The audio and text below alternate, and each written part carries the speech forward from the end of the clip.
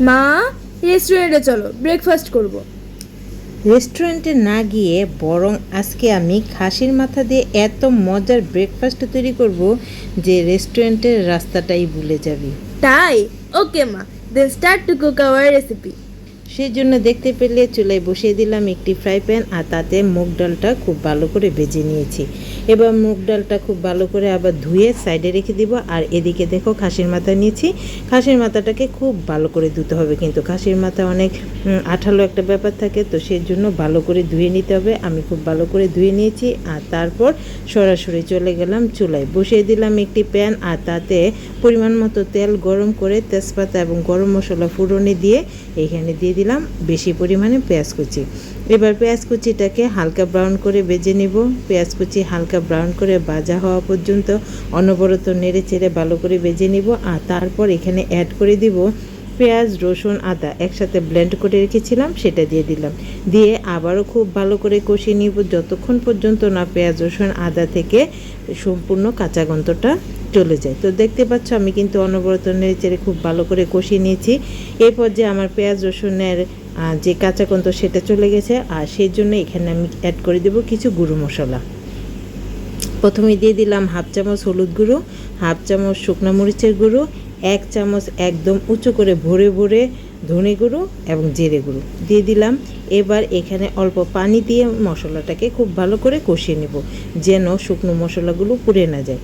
তো দেখতে পাচ্ছ পানিটাও দিয়ে দিলাম। দিয়ে এবার আবারও অনবরত নেড়েচেড়ে মশলাটাকে খুব ভালো করে কষিয়ে নেব। এই মশলাটা কিন্তু একটু ভালো করে কষাতে হবে, সব মশলাই ভালো করে কষাতে হয়, কিন্তু তারপরও এই মশলাটা একটু সময় নিয়ে খুব ভালো করে কষিয়ে নিতে হবে। তো দেখো আমার মশলা কিন্তু খুব ভালো করে কষানো হয়ে গেছে। আর এ পর্যায়ে আমি অ্যাড করে দিলাম একটা টমেটো ছোট ছোট টুকরো করে কেটে রেখেছিলাম, সেটা দিয়ে দিলাম। দিয়ে আবারও সব কিছু খুব ভালো করে নেড়ে চেড়ে মিশিয়ে নিব। যখন তেলটা রিলিজ হয়ে যাবে সেই পর্যায়ে এখানে আমি অ্যাড করে দিলাম আগে থেকে খুব ভালো করে ধুয়ে পরিষ্কার করে রাখা খাসির মাথাটা। দিয়ে এবার মশলার সাথে খুব ভালো করে কষিয়ে নিব। এর আগে এখানে দিয়ে দিলাম পরিমাণ মতো লবণ। লবণটা দিলে খুব তাড়াতাড়ি সিদ্ধ হয়ে যাবে, তো সেই জন্য লবণটা দিয়ে দিলাম। দিয়ে এবার মশলার সাথে খুব ভালো করে কষিয়ে নেব। দেখতেই পাচ্ছ মশলার সাথে কিন্তু আমি খুব ভালো করে কষিয়ে নিয়েছি।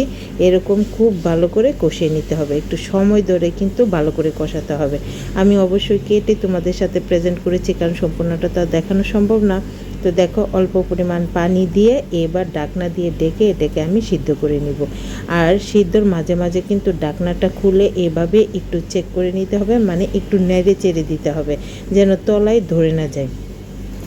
তো দেখতে পাচ্ছ আমি আবারও নেড়ে চেড়ে একটু সব কিছু ভালো করে মিশিয়ে দিয়েছি।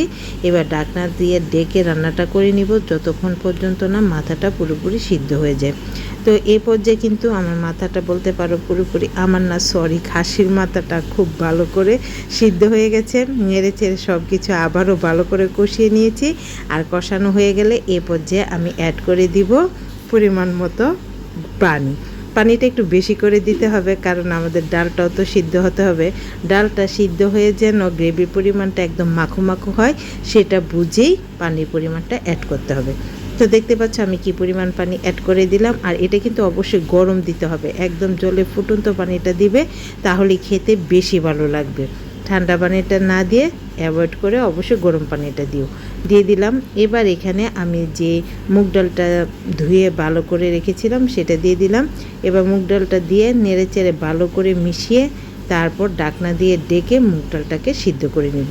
আর মুগ ডালটা এমন পর্যায়ে সিদ্ধ করতে হবে যেন এটা বেশি সিদ্ধ হয়ে একদম গলে গলে না যায়। মুগ ডালটা সিদ্ধ করব এমনভাবে যেন দেখতে হবে যে এটা আস্তে আছে, কিন্তু ভিতরে খুব সুন্দর করে সিদ্ধ হয়ে যাবে। এটা আসলে তোমাদের একটু দেখে বুঝে তারপরেই করে নিতে হবে। এটা সময় বলে আসলে সম্ভব না, কারণ সব মুগ ডাল সিদ্ধ হতে এক সময় লাগে না। তো দেখো আমি কিন্তু ডাকনা দিয়ে ডেকে খুব ভালো করে ডালটাকে সিদ্ধ করে নিয়েছি।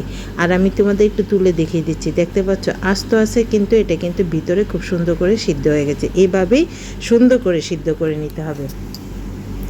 এবার রেস্টুরেন্ট স্টাইল এটাকে স্বাদ দিতে হবে, সেজন্য আমি এখানে দেখো অন্য একটি ফ্রাই প্যান নিয়ে নিলাম। আর তার আগে কিন্তু কয়েকটি কাঁচামরিচও দিয়ে দিয়েছি, তোমরা দেখতে পেয়েছো। আর এই ফ্রাই প্যানে অল্প পরিমাণ তেল দিয়ে প্রথমে শুকনো মরিচটাকে ভেজে নিব, আর তারপর এখানে দিয়ে দেবো রসুন কুচি এবং দিয়ে দিব পেঁয়াজ কুচি। রসুন কুচি আর পেঁয়াজ কুচিটাকে দিয়ে এবার একদম লাল লাল করে বেরেস্তার মতো করে ভেজে নিব। দেখতে পাচ্ছ অনবরত নেড়েচে লাল লাল করে ভেজে নিয়েছি, এরকমভাবেই সুন্দর করে ভেজে নিতে হবে। আর লাস্ট পর্যায়ে এই ফোড়নটা দেওয়ার কারণে ডালটা খেতে এত সুস্বাদু হয়েছিল যে রেস্টুরেন্ট তো হার মেনেই যাবে। তোমরা একবার ট্রাই করো তাহলে বুঝতে পারবে।